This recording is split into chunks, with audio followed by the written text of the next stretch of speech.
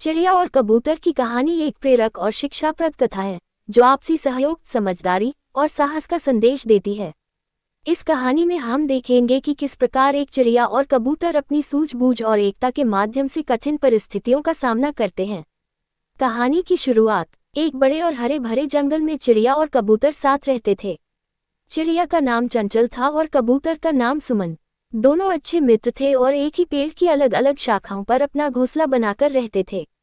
चंचल बहुत फुर्तीली और चंचल स्वभाव की थी, जबकि सुमन शांत और समझदार थी।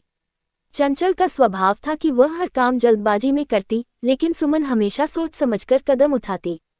दोनों मिलकर दिन भर भोजन की तलाश करती और शाम को पेड़ पर आकर दिन भर के अनुभव साझा करती।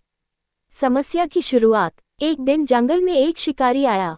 उसने देखा कि चंचल और सुमन का पेड़ बहुत घना और सुंदर है, जहां बहुत सारे पक्षी रहते हैं। उसने सोचा, ये जगह शिकार के लिए बहुत अच्छी है। मैं यहाँ जाल बिछाकर पक्षियों को पकड़ सकता हूँ। शिकारी ने चुपचाप पेड़ के नीचे जाल बिछा दिया और उसमें दाने डाल दिए। दाने देखकर चंचल का मन ललचा गया। उसने सोचा, वाह, कितने स्वादिष्ट दाने हैं, मुझे इन्हें जल्दी से खा लेना चाहिए। लेकिन तभी सुमन ने चंचल को रोका और कहा, चंचल, रुको। बिना सोचे समझे इन दानों को खाने मत जाओ। ये दाने किसी खतरे का संकेत हो सकते हैं। हमें सतर्क रहना चाहिए। चंचल ने सुमन की बात पर ध्यान नहीं दिया और हंसते हुए बोली, तुम हमेशा डरती रहती हो। ये दाने देखकर मेरा मन नहीं मान रहा। मैं तो जा रही हूँ। जाल में फंसना। चंचल ने जैसे ही दाने खाने के लिए जमीन पर कदम रखा, वह शिकारी के जाल में फंस गई। उसने फड़फड़ाते हुए मदद के लिए आवाज लगाई, सुमन, मेरी मदद करो, मैं जाल में फंस गई हूँ। सुमन ने जब ये देखा तो वह तुरंत मदद के लिए आगे बढ़ी। उसने चंचल को सांत्वना दी और कहा, चंचल, घबराओ मत। मैं तुम्हें इस जाल से बाहर निकालने का तरीका सोचती हूँ। मिलजुल कर प्रयास करना। सुमन ने अपनी बुद्धिमत्ता का इस्तेमाल किया। उसने सोचा कि अकेले ये जाल तोड़ना मुश्किल होगा, इसलिए उसने जंगल के अन्य पक्षियों से मदद मांगी।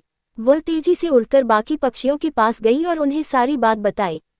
सभी पक्षियों ने एकजुट होकर सुमन की बात मानी और चंचल को बचाने के लिए योजना बनाई।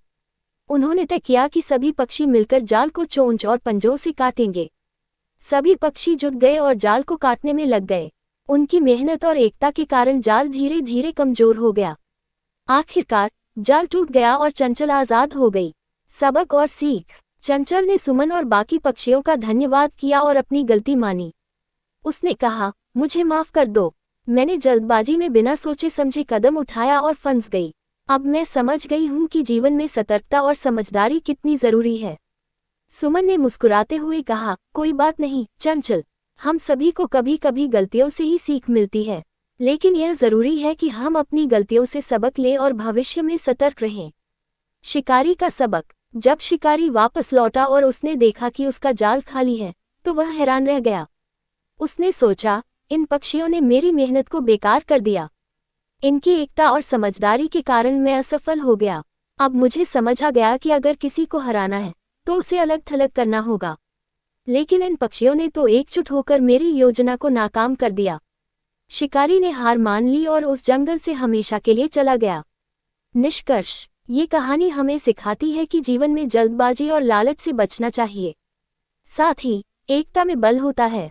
जब हम मिलजुल कर काम करते हैं तो किसी भी कठिनाई को आसानी से पार कर सकते हैं। चंचल और सुमन की तरह हमें भी हमेशा सतर्क और समझदार रहना चाहिए और दूसरों की मदद के लिए तैयार रहना चाहिए। इस कहानी का संदेश है कि सहयोग, समझदारी और एकता जीवन को बेहतर और सुरक्षित बनाते हैं।